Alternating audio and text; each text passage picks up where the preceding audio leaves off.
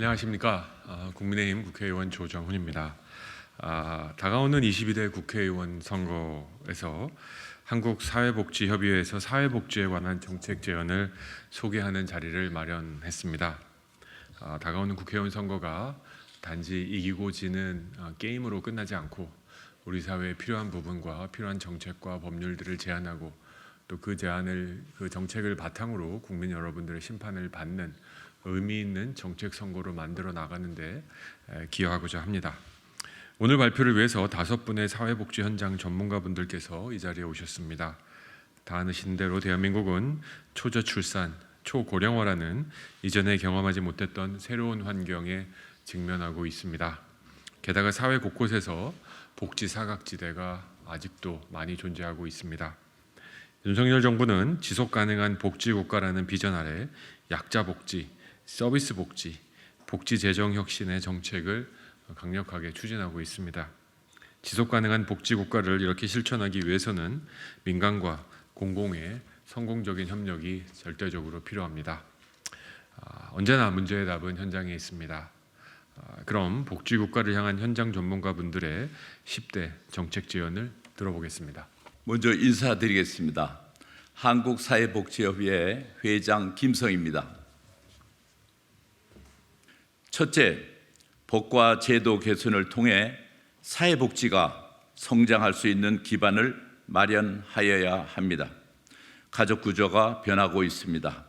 1인 가구의 증가와 가족 내 부양 능력 저하로 국민기초생활보장법의 부양자 의무 기준을 획일적으로 적용할 때 현실에서 사각지대를 발생시켜서 많은 국민들에게 고통을 주고 있습니다.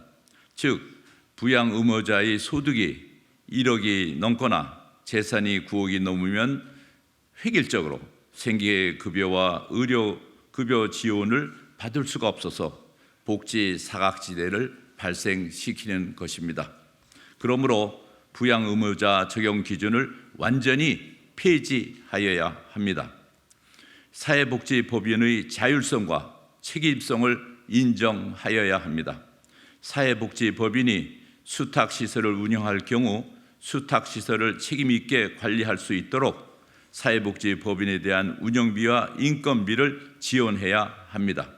또 사회복지법인의 부동산 취득세와 재산세를 85%만 감면하고 있는데 이를 100% 면제하여야 합니다. 법인에게 수탁시설에 대한 관리 책임만 묻고 지원이 없어 많은 경험 있는 법인이 시설을 반납하려는 경향이 있어 질의 저하를 가져올 우려가 있습니다. 둘째, 사회복지 서비스가 모든 국민에게 골고루 시행될 수 있도록 복지시설의 환경과 지역 분포가 개선되어야 합니다. 복지시설 중 30년 이상이 된 사회복지관이 42%에 달합니다. 이런 노후화된 시설이 복수를 하여 균등한 복지 환경을 마련해야 합니다.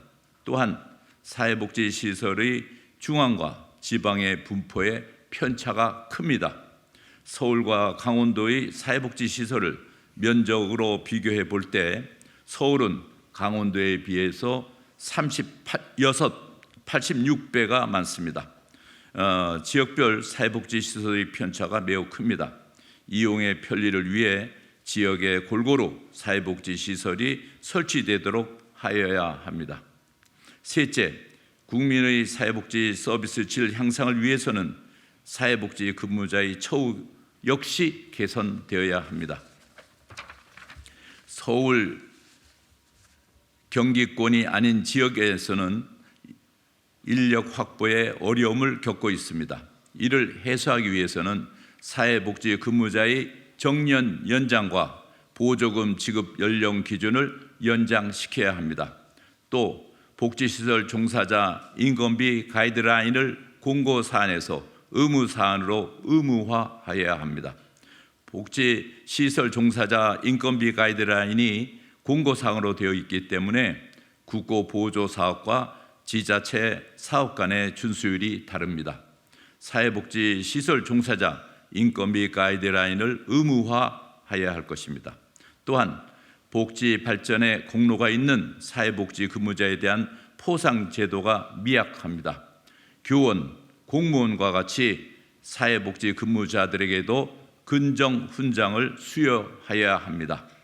사회복지에 근무하는 각종 종사자들의 서비스 수준을 높이기 위한 전문 교육기관이 필요합니다. 전문 교육기관을 통하여 근무자의 자긍심을 높여주는 것도 처우 개선이 하나라고 생각합니다. 마지막으로 복지 전달 체계를 지역사회 중심으로 개편하여 사각지대에 있는 국민들의 고통을 덜어주어야 합니다. 지난 12월 8일에 정부와 국회의 도움으로 시군구의 사회복지협의회를 모두 둘 수 있게 되었습니다. 이 시군구 사회복지협의회가 지역 내에 있는 다양한 기관과 효과적인 연계를 맺어 네트워크를 구축하게 되도록 여러분들의 도움이 필요합니다. 지역사회 중심 복지 네트워크는 다양한 민간기관과 지방자치단체의 협력으로 직접 서비스를 통해 지역사회의 문제를 발굴하고 해소하여 국민의 복지 체감도를 높일 것입니다. 이 사회복지계 정책 제안에 담겨 있는 저희들의 바람이 22대 국회에서 실현되어 한국 사회복지의 발전과 국민에게 희망을 주기를 바랍니다. 이번 총선에 참여하시는 모든 분들의 권투와 승리를 기원합니다. 감사합니다.